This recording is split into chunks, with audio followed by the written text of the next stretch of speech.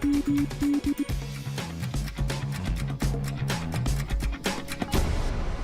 of a new concept, right? They've been around for a while, but as far as how they are worn, it's kind of a cool thing with these snow squalls. Here's some alliteration for you. Short-lived, small-scale snow squall.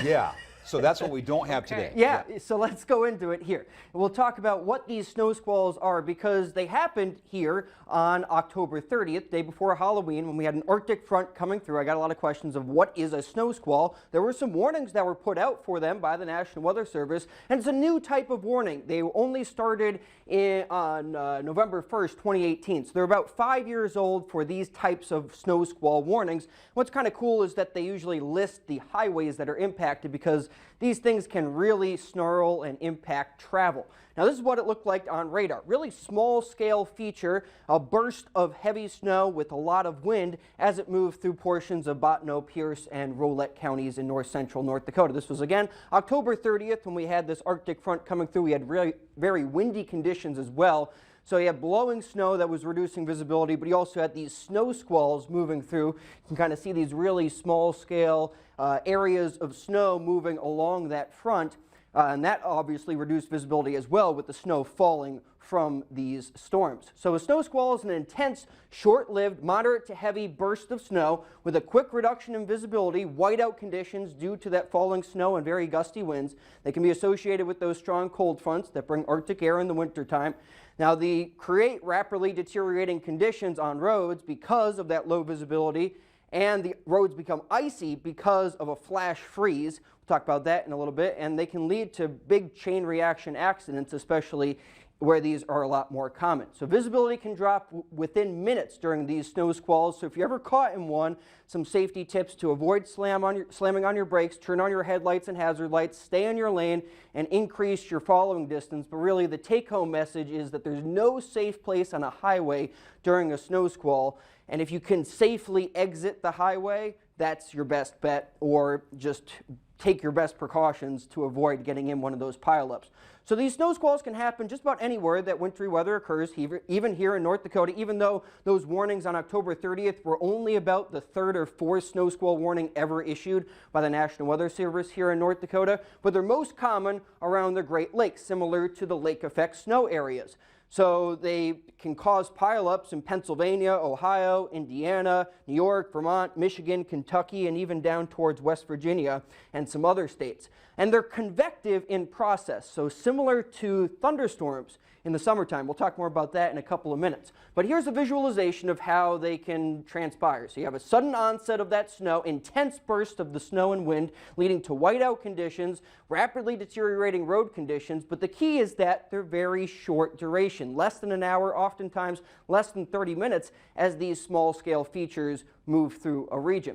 So the science behind them, again, they're convective in process, meaning that you have a warm air rising up, forming kind of billowing clouds in the atmosphere similar to cumulonimbus clouds. In the summertime, they can actually produce thunder and lightning, these snow squalls, at times because we have a lot of instability, and you can have a front coming through an area, a big Arctic cold front. They can have very high snowfall rates. 2 inches in 30 minutes is not uncommon. It's kind of like a miniature blizzard. So in a matter of minutes, you go from partly cloudy skies to these near zero visibility situations.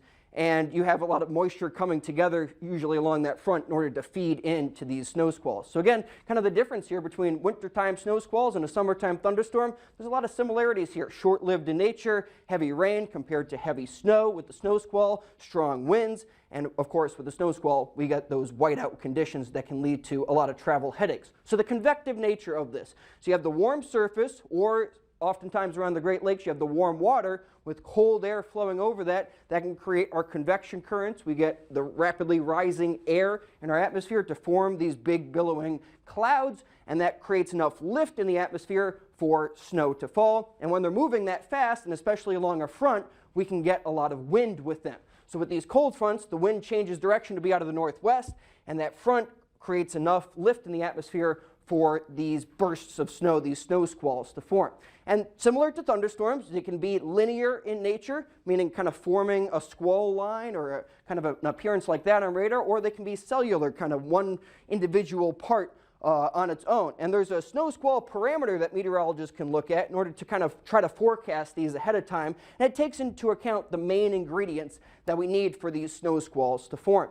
And on radar, again, it kind of looks like a summertime line of thunderstorms moving across an area, and it can be along this Arctic front. This was an example from Pennsylvania with this line of snow squalls moving through the state along that Arctic front. The flash freeze is really important here because as the snow falls on the pavement that's above freezing, it melts on contact, and with the post-front Arctic air, we get that wet snow or even kind of a slush mixture to freeze, and that can lead to very dangerous travel conditions. So these warnings that have just been started to issue by the National Weather Service within the past 5 years, they can give you a wireless emergency alert on your phone, and that's really important because if you're driving, you certainly don't want to be looking at your phone, so if your phone goes off, that can give you kind of a heads up. They can also put these warnings on those DOT signs that you see on roadways and highways to give you a heads up saying, hey, there's a snow squall that could be really reducing visibility and impacting your travel ahead.